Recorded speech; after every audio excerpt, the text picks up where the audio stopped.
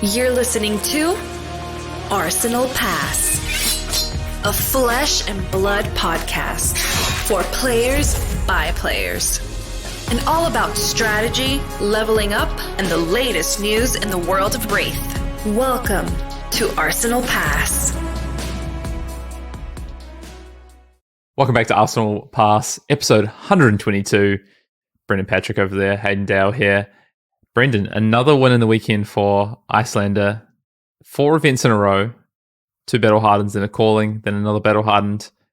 Iyslander is just absolutely dominating, and also with a friend of yours winning in the weekend, Marjan Bay. Yeah, I'm starting to believe that Hayden telling us that his internal data about Iyslander is just a psyop, man. It's not real. She's the best deck. No, in all seriousness, Iyslander is winning. Iyslander is winning a lot. It's a very good deck apparently, and but man, I mean, it has some. Riddle me this. It does have some rough matchups. Zayla seems like a tough matchup. Lexi seems like a non-favorable matchup. And then Jermai is just still Jermai. So, yeah, I mean, I'm happy the deck is being successful. I'll tell you right now, like for Nationals, it's the deck I'm probably playing. I'm playing that or Kano. I promise. I'm not playing Lexi. You will not. If you catch me on Lexi, you can tell me I'm a lying, psyopic piece of shit, but you will not. I'm not playing that deck. So, I mean, I'm happy. I mean, congratulations to Caleb. Fantastic player. Been seeing a lot of good results recently. I know both you and I have played him at competitive events and just one of the nicest guys out there. But yeah, Hayden, what are your thoughts on sort of the Iyslander? Oh God, what should we even call it? It's like a conspiracy theory at this point. Dude, anything that I say that's differently, people will just claim as psyops anyway. So yeah. I'm getting the Tarak Patel treatment over here. No, I think, I mean, we've talked about this on the pod before. We have an amazing guest on the pod this week. We've got Pablo Pintor, absolute European flesh and blood juggernaut at this point. Pro Tour champion, of course, multiple time calling champion. And we talk a little bit about Iyslander, actually, in the main topic of the pod. But I think one of the things is that Iyslander is obviously still very good. Despite the meta it's in and maybe not being the most favorable meta for Iyslander, it is still one of the best decks in Flesh and Blood. It is consistent, it has power, it has this amazing in-game with Storm Striders. It is always going to be a threat. And if people aren't prepared for it, disrespecting it, then it is going to continue to just run over events. Regardless, even if people do start to prepare for it, it's probably still going to do well in the hands of very good players like we've seen over the last 4 weeks. So really interested to see in the lead up to Nationals. I'm expecting, Iyslander to show up and be a reasonable pick. I think it's one that I'm going to struggle to choose to play, but, I'm not necessarily an Iyslander expert. So yeah, I think if people who are going to, it's going to be a decent comfort pick, right? Or if not a really good comfort pick. Yeah, I mean, they say results don't lie, but I wonder if these ones are lying a little bit. No, they don't lie. I mean, look at the players who have been piloting this. It's no fluke that Raya won on the deck, right? Yeah, players that know the deck have been on the deck. I mean, Iyslander it's one of those decks. It's like Jermai in that vein. I think at one point Iyslander was so powerful that it's just seeing success all across the board. But at this point, it does seem like there is a handful of players that are able to succeed with that deck, despite maybe it being in a bit of a hostile meta. Mm-hmm. Anyway, let's move on. Week in Flesh and Blood, Brendan, yours? I was planning to play. Testing, of course, for Nationals, but then it's a little game called Dark and Darker that just we talk about on the main pod with Pablo as well. It just randomly released yesterday, so that's going to consume my life for at least 7 days, to be honest. I mean there's not many games that I like or play, but that game is the game for me. It's my game. Fair enough. I've not heard of it, so I'm gonna have to go and look this up. I mean, I unfortunately don't really get to play games, but if I can make some time, I tell you, I have been playing a game actually. Obviously, been testing for Flesh and Blood. That is the game that I play, but I've been traveling over the last couple of weekends for a couple of events, non-Flesh and Blood related, like weddings and birthdays and such for friends and family.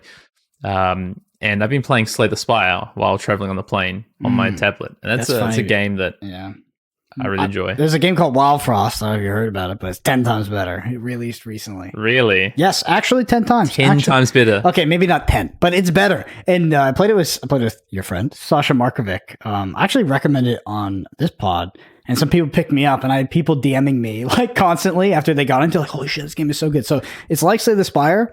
It's a little bit better, in my opinion, just all around, but it's a bit more of a once you get into it, like once you're like 10, 20 hours in, you'd be like, is this a card game or is this a puzzle game? I think that's kind of like the paradigm that you get into. But yeah, so Slay the Spire, it's like a later Slay the Spire. I think they fixed a lot of the stuff and I don't know. It's cool. Right. Try it out. Wild Frost. It's also roguelike deck building. Yes. Okay, I'll check it out when I go back to play a game next year. Testing going well for Nationals. Looking forward to it. Only a couple of weeks away from first weekend of National Championships, which does include my National Championships and your National Championships, which we will both respectively be playing. I guess we can move into news, Brendan. Skirmish Season 7 is underway. We had the first week of Skirmish Season 7. New Blitz format being tested out with this kind of like hybrid sideboarding approach where you can have equipment or you can have sideboard cards in your 52 cards for your Blitz deck, which is all new. And from what I'm hearing, people are really enjoying it. It's leading to some really interesting sort of dynamics with deck building and metagames, whereas maybe previously you didn't have that because the only way you could sort of adjust to metagames was with equipment. So from all accounts, Chain, Kano, Ira Kasai, and even Vincent seeing some results. So very exciting to see. I know Battle Hardened over the weekend was won by Yuanji Lee on Vincent in Salt Lake City. So congrats to Yuanji. And then also there was a PTI event that was won by, you're saying earlier, Caleb winning on Iyslander for the constructed portion of that, winning a PTI as well. So very interesting weekend.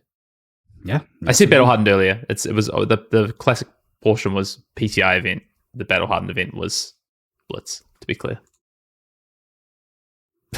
Brennan just nods. Yes, you're right.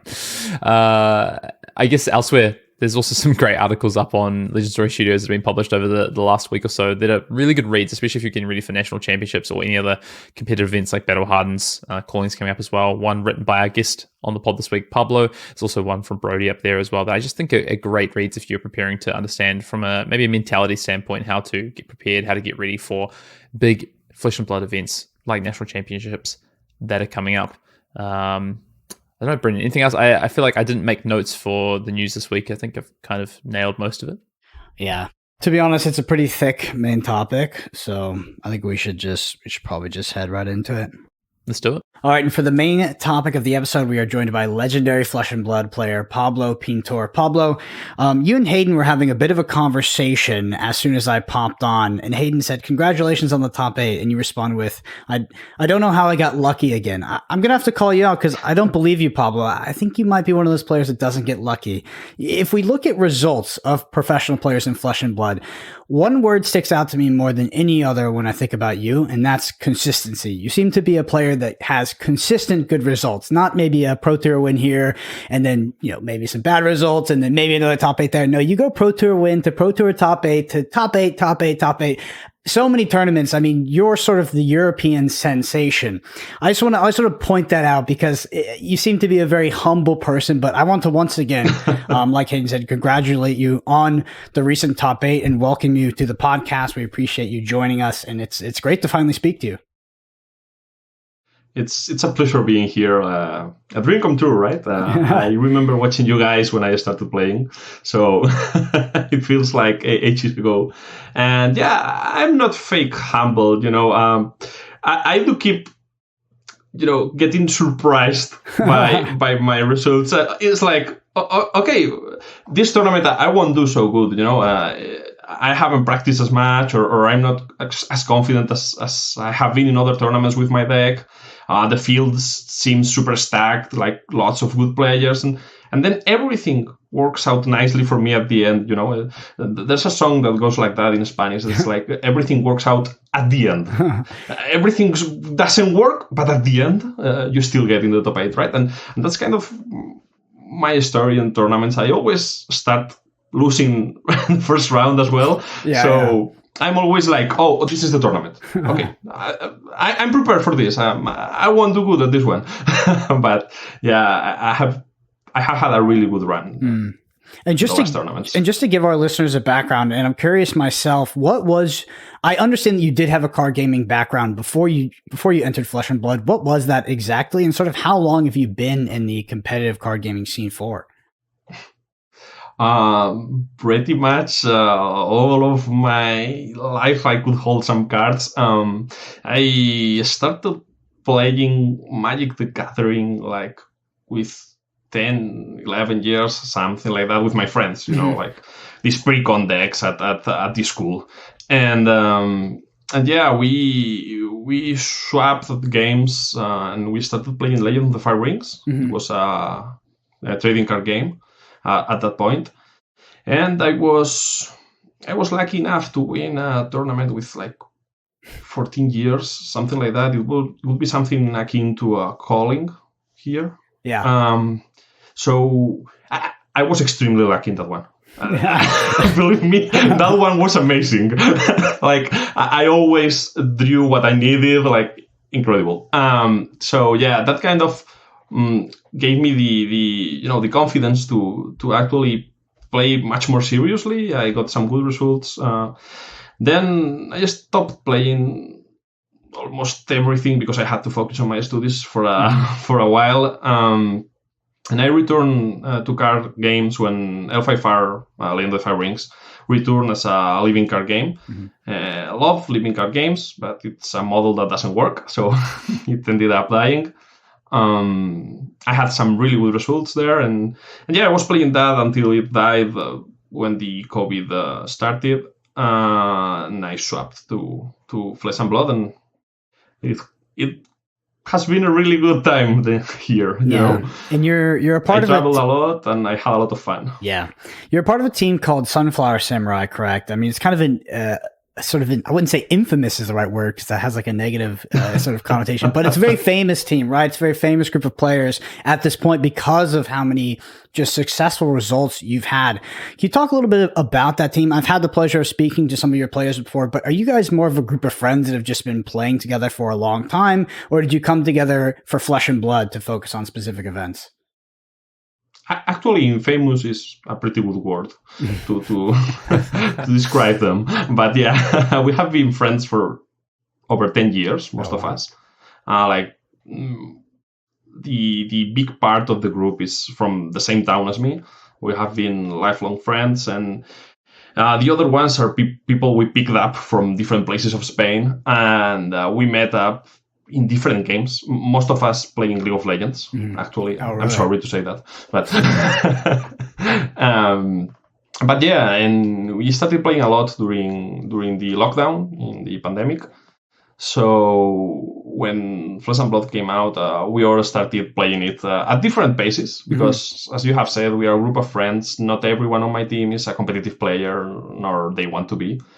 Like, we have some players that if they put any, mental strength or any effort into the game, I believe they would be better than me. I'm sure that they would be better than me, but, everyone has like different objectives in life. There's people that don't want to travel to compete or things like that.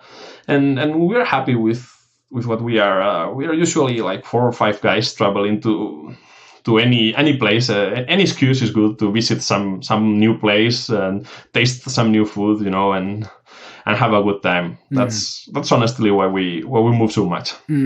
Yeah, I wanna pick up on one of the words you said, which is effort.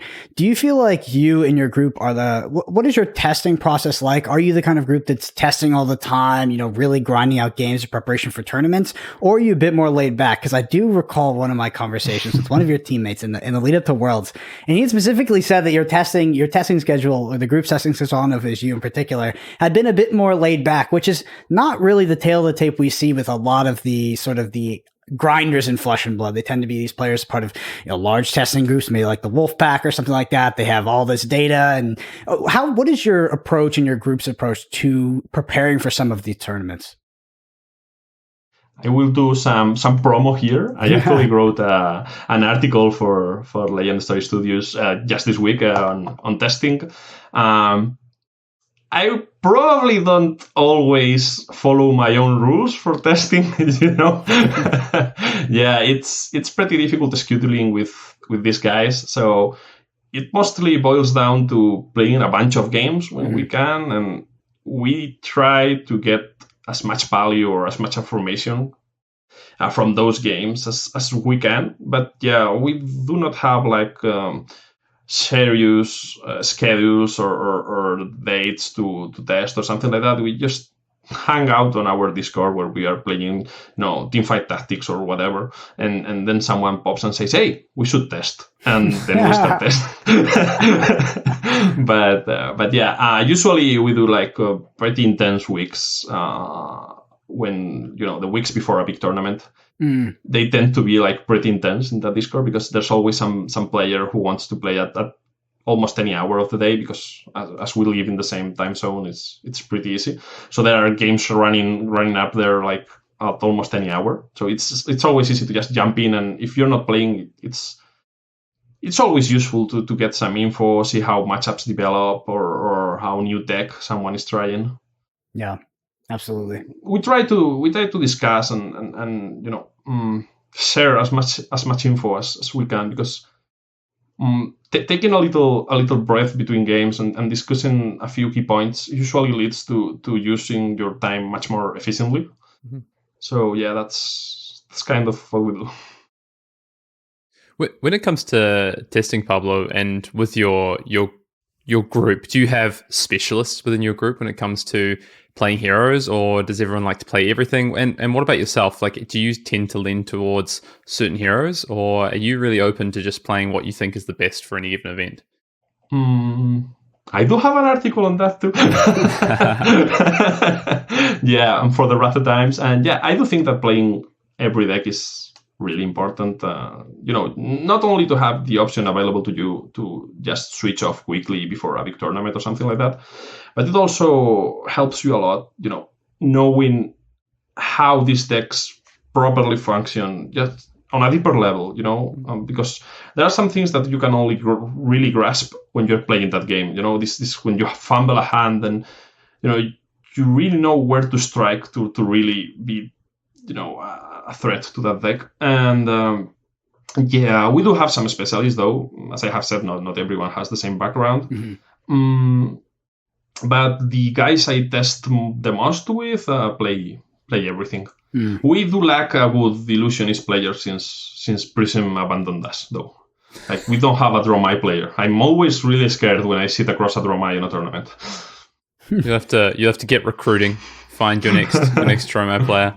I want to ask a little bit about testing some more, and specifically around deck building, because one thing I noticed, Pablo, I mean, you can talk as much as you want about getting lucky, Pablo, but one of the things I notice about you is that whenever you show up to an event and you do well, I look at your deck list and I go, yes, this makes sense.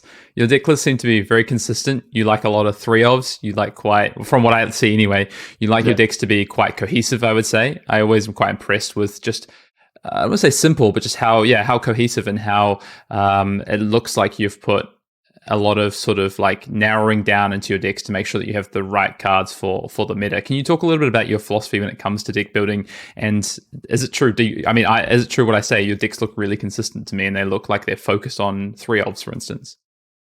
Yeah, it was one of the issues I had in a lot of other games. I really hate when my deck goes over 60. I really, really hate it. It's something in my mind just snaps, and I don't like it. If I have a bad game, I always attribute it to the 61th card, Mm-hmm. So I always try to trim down as much as possible my decks. Of course, if you're playing Fatigue or something like that, sometimes you need to play over 60. But yeah, as a rule of thumb, I try to play as few cards as I can. And yeah, if I really like one card, I usually want 3 copies of that card in my deck, unless it doesn't, defend, or it has like some kind of risk attached to it, like maybe playing too much codexes in one ranger deck or something like that. So yeah, I usually value consistency a lot, as you have said. Like, I do think it's one of the most important things of a deck. It's why I enjoyed playing Rune Blades when there wasn't as much, variance in them as there is now, because you're forced to play some key cards like Sonata. Mm-hmm. But yeah, I always try to play all 3-offs I can, if they don't have this risk of them not to play too much defense reactions or things like that. But yeah, I'm not a really good deck builder. I will say this one. I'm good at taking a deck, net decking. I will just say it. I net deck a lot, and I take one deck that is already built and it already functions, and I'm good at the trimming down and optimizing things on the deck. But I haven't created a deck in like 4 games I have played, so I do have some really good deck builders in my team, though. Yeah, Right. I empathize with that. I don't think I built a deck from scratch in years, to be honest. I'll take the biggest pile of garbage and maybe try to refine it and we'll get it somewhere. But I don't know. I just, for some reason, building it from scratch is not for me. I want to pop out of the theoretical here and talk about recent results. So your most recent top 8.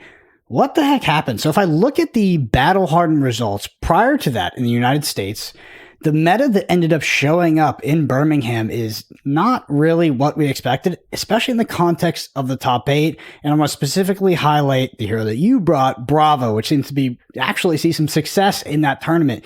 Can you just talk to me a little bit about how you landed up on that deck and where you think Bravo is? Is Bravo just a sort of budget version of Oldhim that is just serviceable at this point? Or do you think that the hero itself has an inherent strength that we might be missing?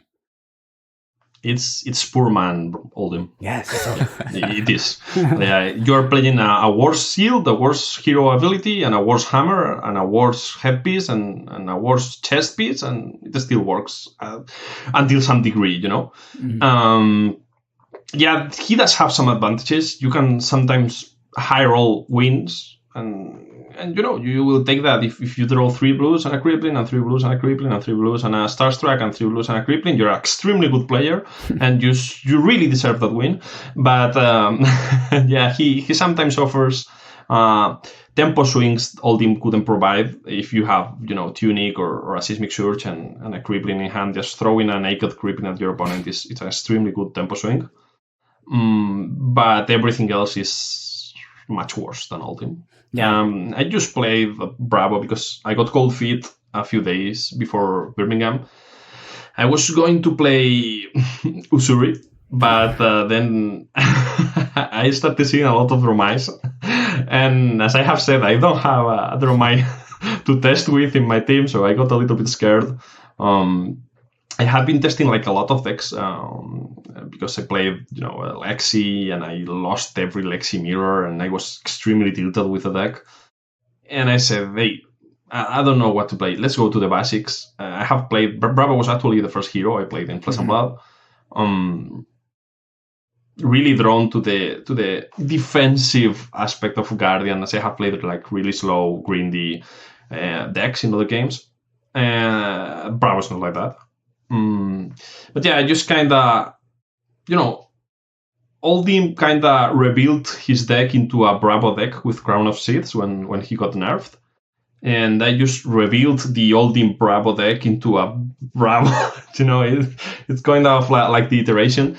I don't think it's like the best decking format or anything like that. I think it outperformed at Birmingham. I don't think people were prepared for fatigue strategies, and playing against Bravo demands some knowledge of how to properly use your equipment. I did see some mistakes there. Bravo is really punishing when your opponent overblocks something and then 2 turns later needs some equipment. But yeah, I don't think we will see that much Bravo going forward.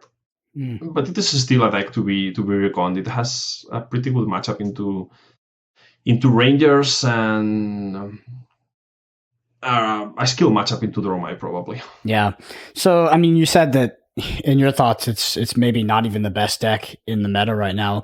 I just wanna highlight that and say, what do you think is? And I also want to talk about Iyslander, a deck that has also been seeing a lot of success, but maybe doesn't see as much success in internal testing. I mean, both you and Hayden were talking about this. So despite internal testing, that deck has been absolutely crushing. So 2 questions. First, what do you think is the best deck in the meta? Obviously, it's kind of dynamic. It can change. And then also, what do you think is attributing to Iyslander seeing a resurgence in sort of its success, winning all these tournaments? I do think Lexi is the best deck in the meta, and I don't think there's like any kind of discussion at that point. Like, she has the numbers to back it up. She's usually the most played and has the best win ratio on any event, and that's kind of telling the power of that deck. There are a lot of builds that are targeting her, so I do think that sometimes her not converting that much, top 8s or top 32s or that into wins is it's the fault. But I do think that Iyslander is a much worse deck. She has like a great conversion to winning, from top 8 to winning. Like, I believe there has only been like one Iyslander in each top, or maybe 2 during the second Battle Hardened. But yeah, Rhea did amazing and won both Battle Hardens, and Samuel won here in Birmingham. But I do think that you need to get a little bit lucky. She has like extremely bad matchups, or and yeah, in our testing, I really like Iyslander, be either the arcane version or the Bullander, but she wasn't doing so good against Rangers in our testing. Azalea was a horrible matchup, and Lexi was pretty rough too. But then I turn up, and every game I see in a tournament of Iyslander, she completely crushes any Lexi, and I'm like, okay, maybe I'm playing Lexi wrong, but or Iyslander wrong. But yeah, I do think she's a force to be reckoned. Maybe people did underestimate Wizards a little bit. This is a cycle. This is always coming back. Yeah. The arcane barrier issue. As you guys did during the first Pro Tour, right? I was trembling in fear of not crossing any Kanos there with my 0 arcane barrier. But but yeah, I think that maybe people haven't practiced as much against her. Maybe people aren't playing as much blues as they should in the decks. Maybe they don't have as much arcane barrier. But that's kind of, the fun part about preparing for tournaments, right? That the meta is always changing, always evolving. And so I'm pretty curious to see how Nationals will go, because, every week has been like a different meta game. So yeah, pretty stoked. Yeah, just Iyslander winning every time. I know, right? We say it's changing, but yeah, Iyslander, I guess, has been winning every single time. So say looking towards Nationals, you mentioned maybe Bravo not sticking around, but people need to be prepared for it. Iyslander sort of having these wins despite maybe having some bad Ranger matchups and having a bad Jermaine matchup for sure. What do you think that Nationals meta, at least let's say like week 1 Nationals meta, potentially looks like? Is it just a lot of people back on Lexi? I guess it seems to be a common agreement that is the best deck, except for people, looking for the deck that beats the deck. Do you think it's a lot of people on Lexi, or do you see another hero sort of emerging, maybe not as the top deck, but as a close competitor at second? I think Lexi will be the most played deck at almost any Nationals. And probably the second most played deck will be Bravo. I don't know. I think that there's a lot of holding refugees that don't find the deck anywhere, and Bravo is fun to play. So yeah, I kind of expect those 2 decks to be like really well, represented in every tournament. We saw a lot of Runeblades too. I'm not really sure about Runeblades with Warmonger's Diplomacy around, but yeah, there are a lot of Runeblade enthusiasts out there, and be ready to get high rolled by a Viserai on round 3 of your Nats.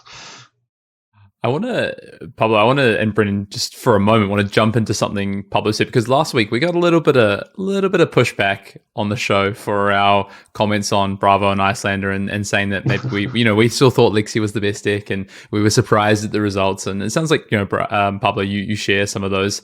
And I've been thinking about this during the week, and Iyslander took another win in the weekend at Battle Hardened, Salt Lake City, with, a friend of yours, Brendan, Margin Bay, Caleb winning. And I think, what you said, Pablo, I was just listening there, and I think one of the big things that continues to contribute to Iyslander's success is the deck is super consistent. It is really strong. And even if this isn't quite the meta for it, a combination of potentially people not respecting it, people not being prepared for it, and, some different strategies seem to be, and just good players piloting these as well, players that are super experienced with these heroes, seem to be contributing to its wins. And I think on the flip side of that, the reason we're not seeing Lixie, might still be the most played deck, might still be putting up good top 64 numbers, right? Good day 2 conversions. But the reason it's not converting into top 8 and into wins, in my view right now, is that people are adapting to strategies with Lixie. There's no bullseye braces. So people are coming with, these decks, for instance, the Arcane Iyslander with the Ice Spines and the Encases. And we've seen, I think, the Lixie players maybe a little bit slow to respond with cards like Trench, for instance, to counter that, or maybe some different strategies to make sure they can play around that. And if you were playing the deck that's going to be targeted, and Lixie is going to be targeted every time at the moment, because, Pablo, I think most people agree Lixie is still the best deck in some way, shape, or form. People have to be prepared. So I just think if you're heading towards your nationals and you're thinking about playing Lixie, your number one goal has to be prepared for the counter plans that people are going to come, whether it's Fatigue Bravo, whether it's Arcane Iyslander with more disruption and more ways to create frostbites, whether it's Azuri or whatever it might be. I think you just have to be prepared if you're going to play the deck that is the deck to beat. I have a question for both of you.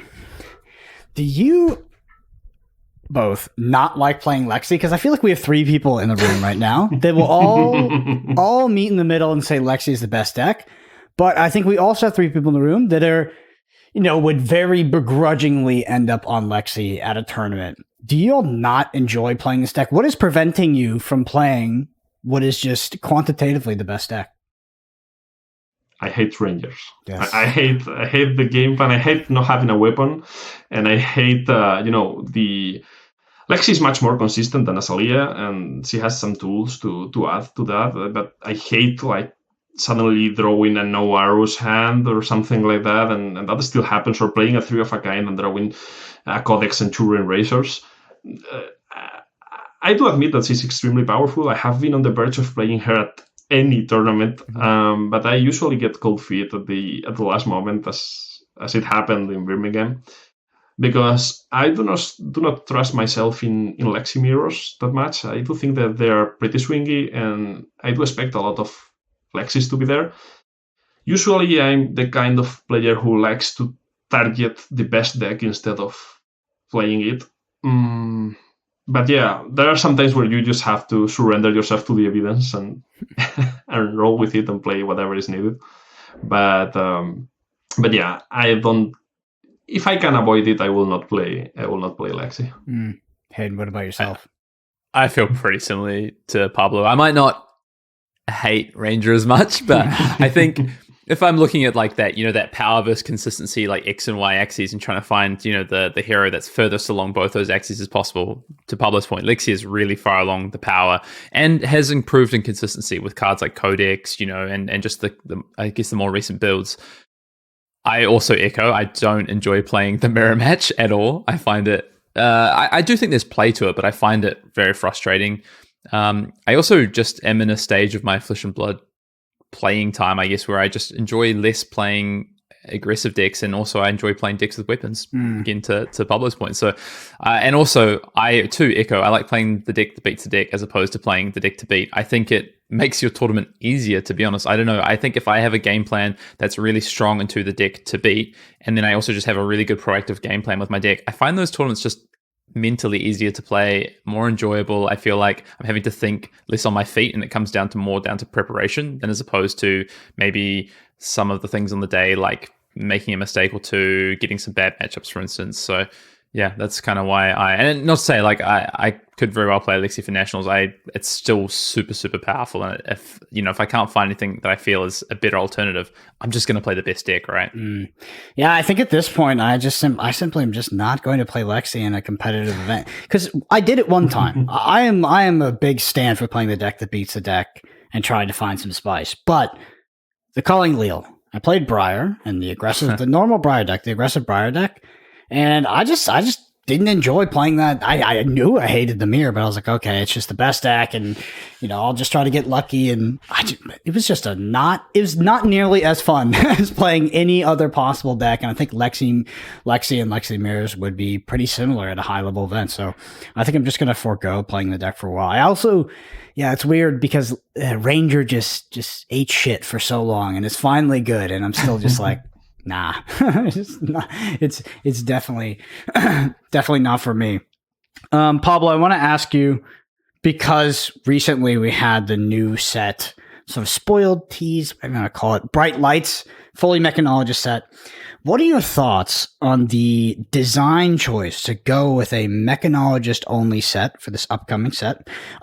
Especially in the context of it coming off the back of the most recent set, the supplemental set that it's different, right? Previous supplemental sets, we saw support for every single class. We see Runeblade, we get a couple cards, Illusions, we get a couple cards. This set, not so much. And then after that, we're going into a Mechanologist only. Does Bright Lights, is it exciting you? Are you happy they're taking risks? What are your thoughts?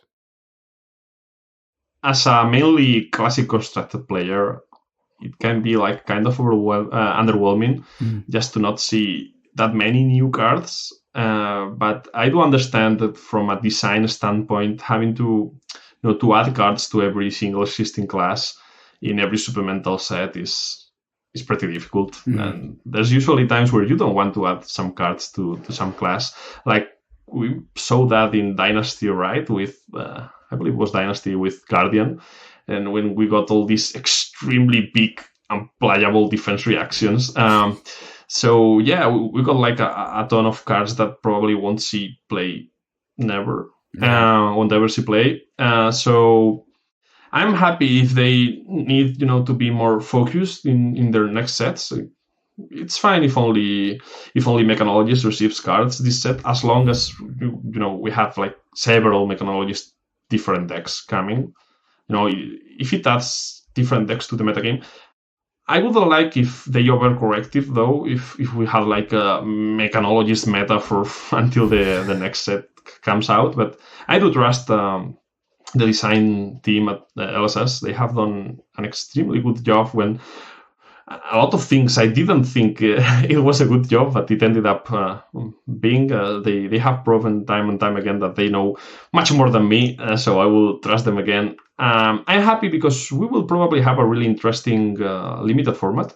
Outsider was great. Like it was much better than anything we have played before in Flesh and Blood, at least from my point of view. And I do expect Bright Lights to be really good on that side too. And it is also what we will be drafting at Worlds, right? Yeah, it's a much different it draft needs to be format. good. Yeah, the draft It needs to be good. The draft format, what do you think about that? Because in Flesh and Blood, I remember a lot of the critiques about Flesh and Blood Limited just in the past, and I guess even up to the current state of the game, has been like, it feels kind of on rails. Some people have said it's like, it feels like you're in a lane, you're drafting as hero. Some people say it doesn't feel as open as Magic the Gathering. So you look at something like Bright Lights, Mechanologist Holding, and I think that although the cards might not archetypically fit into your hero, right? You might have some cards that are meant for a different hero, but you're playing this Mechanologist hero, they still should be playable, right? What do you think about a Flesh and Blood set where, all of the cards are theoretically playable in your deck? Do you think it will lead to a better drafting experience where you're able to read the table more and adjust and kind of play the drafting game itself more? I like how they apply that idea as well in Outsiders, because there were two heroes from each class, and you could pick, assassin cards at the start of the draft, and then at the end of the first pack or something like that, you decide on one of them and start picking for either Usuri or Acne, right? I would love if we had something similar to that in Bright Lights, where you can start picking just good generic Mechanologist cards. Maybe they are reprinting some of the boost attacks, for instance. Like you're maybe picking red 0s to 60s, and then you choose your hero, right? Because I do think all of them will work with either boosting or banishing cards. Now, we have seen like Teklo Boson, is it called? And he plays cards from the banish zone. He's the new Shadow hero. So does that get you excited being a previous chain player? I was pretty disappointed by Vincent. Okay. So yeah, I would love to have some character that clearly cheats off resources from the game and has more cards than it should. We all knew that Chain wasn't coming back as we knew him. Like it was impossible to balance. Vincent is actually a really cool deck. I cannot for the life of me solve the fatigue matchup with her, but she will probably be really good in the future when she can play around that. But yeah, I do think that we will have a pretty interesting limited format. I'm only afraid that we will have like too many playable cards in our decks, and if we don't have like really good weapons, or maybe not really good, but weapons that you can use constantly, we will have like ton of 3 blocks, because usually Mechanologist cards either block for 3 or are items. So maybe we will have like 36, because even the last cards in every pack you will be able to to add them to your deck. So I kind of expect it not to develop into a fatigue fiesta, but we will see. Yeah. Hopefully not. I think we talked about this last week, Brendan. We gave our initial thoughts on bright lights, and you asked Pablo about the class. Class construct. Pablo talked about class constructed, I guess, in terms of it being a fully Mechanologist set and not offering support elsewhere. It's an interesting one because Mechanologist hasn't been extremely popular.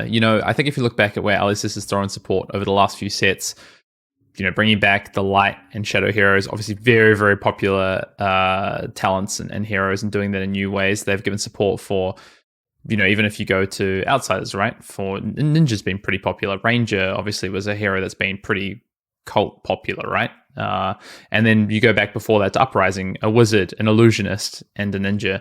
This time going to a Mechanologist is a little bit different. It's not a hero that's maybe had quite the same cult following, that's maybe had the same level of enjoyability. I mean, famously, people were super infuriated playing against Mechanologists and item-based builds sort of from the Crucible and Monarch metas, but so it's a little bit of a gamble on LSS's part. I think it's gonna be super interesting to see what the set looks like. Yeah, like you said, there's maybe not a ton of Mechanologist mains right now.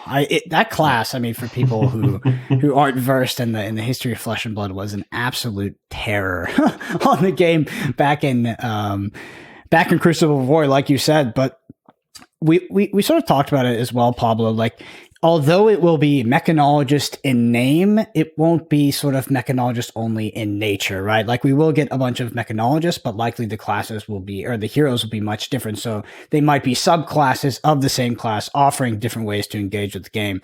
The risky side is from the sort of the sales side and the design side, is like, you do present a product that potentially players playing right now that have the Runeblade deck or have the Ranger deck, God forbid, will look at the set and be like, okay, this one is not for me. Maybe it's not designed for me, right? So yeah, it's an interesting choice for LSS to go with it, especially off the back of the most recent supplemental set, which was also a departure from a previous sort of paradigm that we sort of held towards.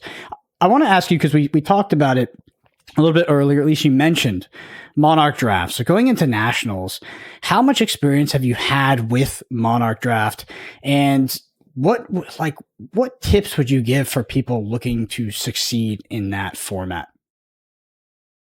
I actually haven't played that much of Monarch Draft. I should be playing more. I did play the call in Birmingham, and I was testing until the last minute Classic Constructed. Then I returned home, and honestly, I just wanted to have like some weeks off, off Flesh and Blood. Sadly, I have been, on a lot of podcasts and programs, and we do have our own content in Spanish, and we're running a tournament at this point in online. And I had a lot of things to do related to Flesh and Blood that we're not playing, and I'm honestly pretty burned out. I'm going on a vacation next week, and I don't know if I will be able to test all that much Monarch Draft. It seems like a really swingy format, and I'm pretty scared of how much powerful Prism seems than the other heroes, at least in our testing.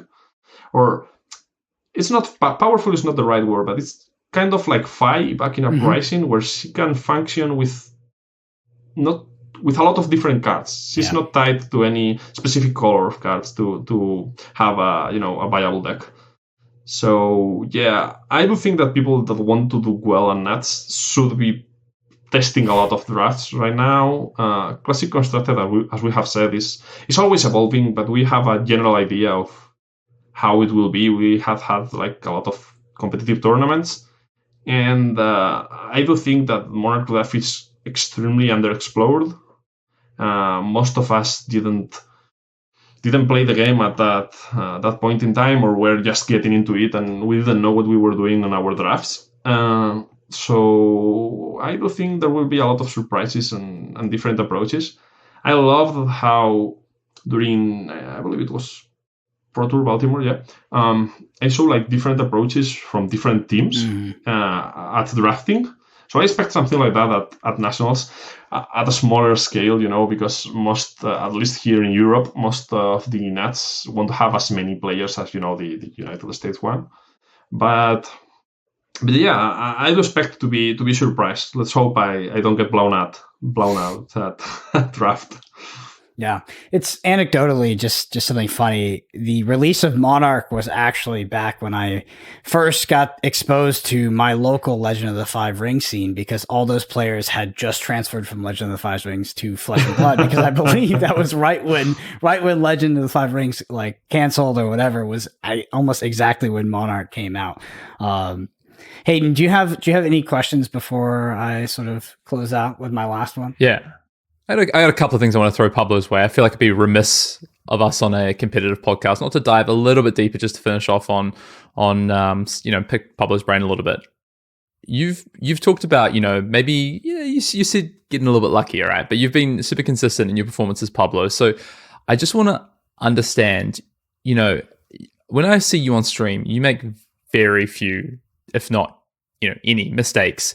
How is it that you seem to be able to do this? Like, what is it? Is it a mindset thing? Is it a practice thing? Is it just natural talent? Is it getting a little bit lucky? Like, how do you go through these events and keep your play, fairly consistent throughout the whole event, or at least when you're on stream? Actually, I have had this question asked to me earlier several times, and the answer to this one is like the most obvious one, is experience.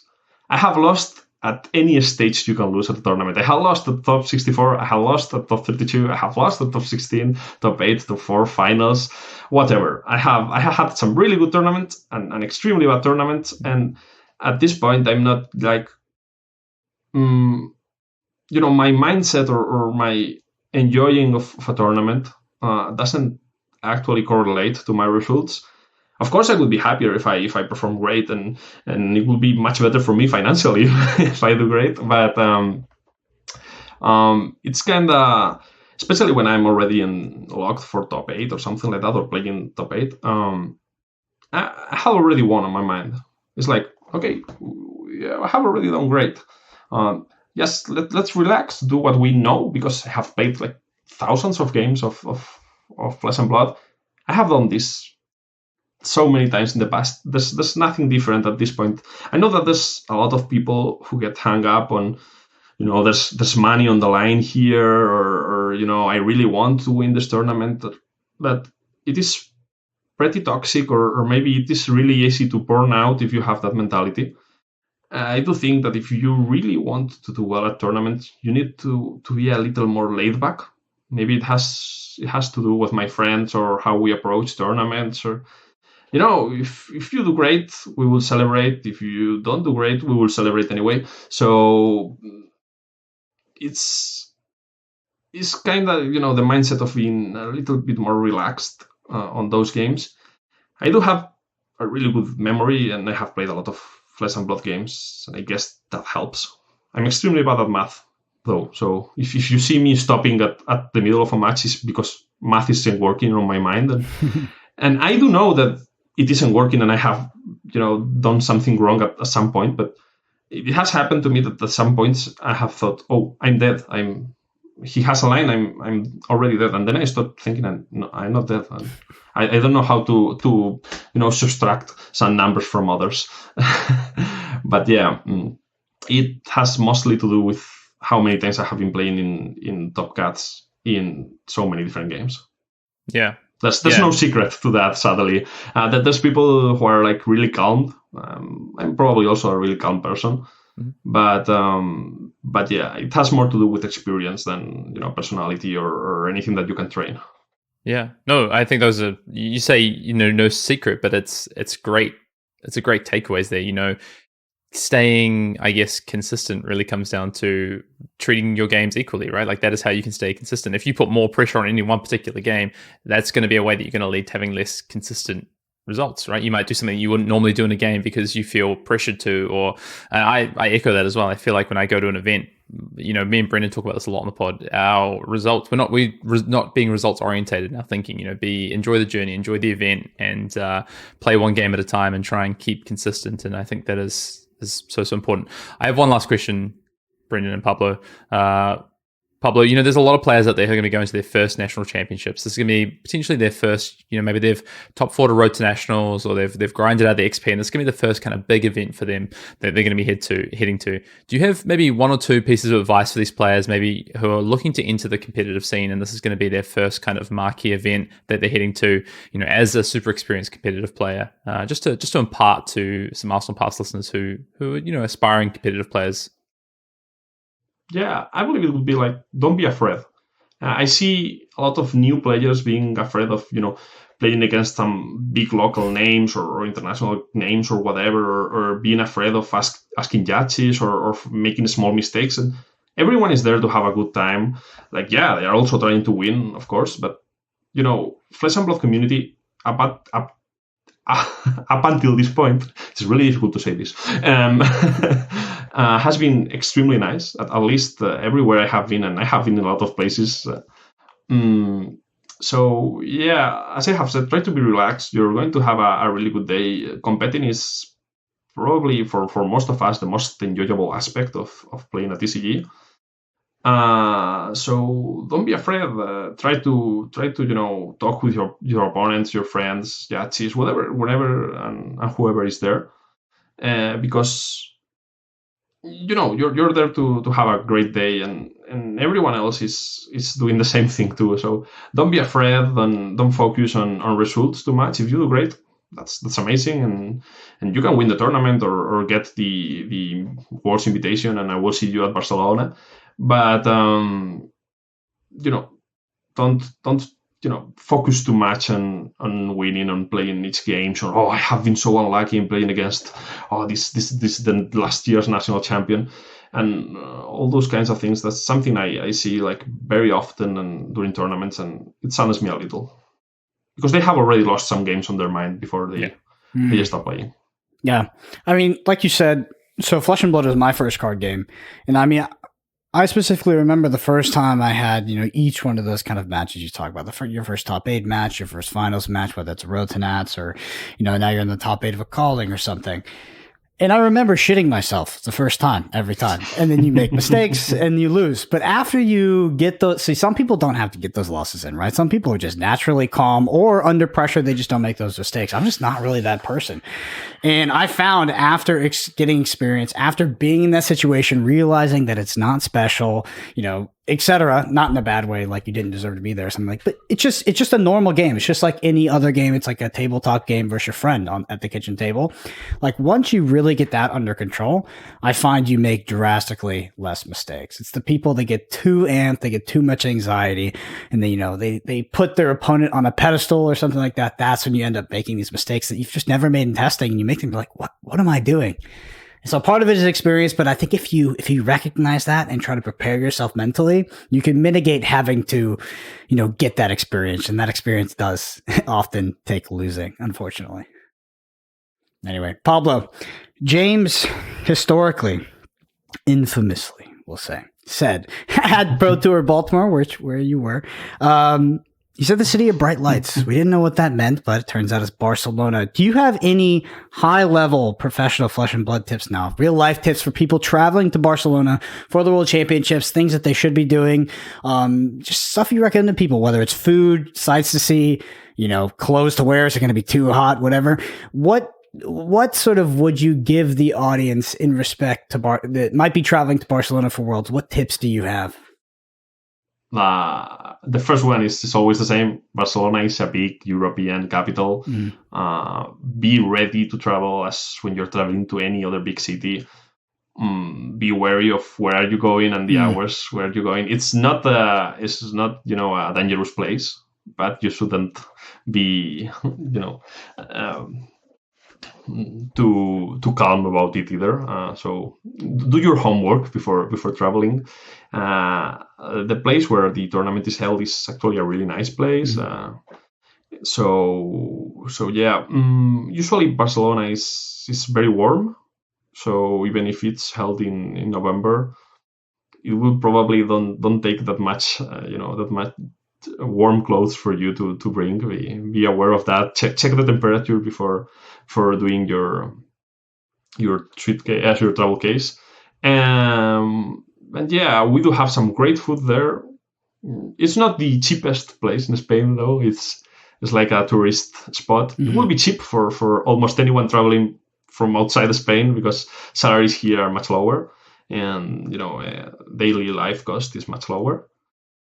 And we do have some friends and some people from my team that are living there, and they are not only doing like a countdown with different places to visit or to eat when you're there. They're also working on a guide with locals and such. And if you have any question for us, you can, if you have any thing you need to get answered before traveling, just drop us a DM on Twitter or whatever to the Sunflower Samurai account. Actually, the guy that's running our socials is the one that lives in Barcelona. So yeah, throw every question at him. It won't reach me. So I'm happy if he deals with all of that, but he will offer good advice as well. And yeah, Barcelona is an extremely good place to visit. It has too many things to view. Honestly, I don't think even in a week you can see everything it has to offer. As a tip, if you want to visit the Sagrada Familia, it's one of the most iconic monuments there. You should book your tickets with anticipation because you will probably need a month in advance or something like that because they get sold out so quickly. So if you want to visit that, and you should be visiting it, rent your tickets with a little time. Yeah, that's good advice. All right, Pablo, we appreciate you coming on. For the people listening, can you tell them where to find you, what you're up to? You mentioned you wrote some articles for LSS recently, etc. Just feel free to plug anything you want to.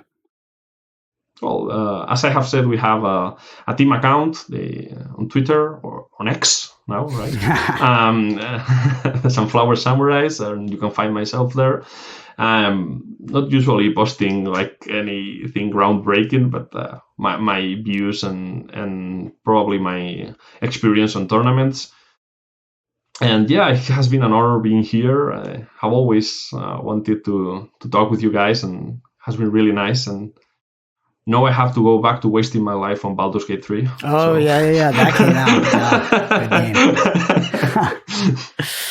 Oh, yeah, I have a lot of friends playing that right now. It's funny because Dark and Darker actually came out yesterday too, if you know about that game. I do have that on my backlist too. We were testing until yesterday because Baldur's Gate 3 dropped and everyone just disappeared from my Discord server because that's not they are not playing cooperative at this point. They are all playing their own games, and they just disappeared. It's amazing. There's no one there. Oh, that's great to hear. Awesome. Well, for the rest of you listening, if you've been listening to this podcast for a while, you want to help us out, the number one thing you can do is leave us a review. You can do that at ratethispodcast.com/ArsenalPass. You go to Apple Podcasts, Spotify, whatever works for you. There's a video version of this on YouTube at youtube.com/ArsenalPass. We're all on Twitter. I'm Brendan APG. Hayden is at Fian_Dale. Pablo Pintor is at PintorPin. And yeah, that's going to be it for us. Once again, thank you so much, Pablo, for coming on. It's great to finally talk to you. And I'm sure that you're going to get, in quotations, lucky once again pretty soon, sneak into a top 8 or in the finals. But thank you all so much for listening, and we'll see you next week. See ya.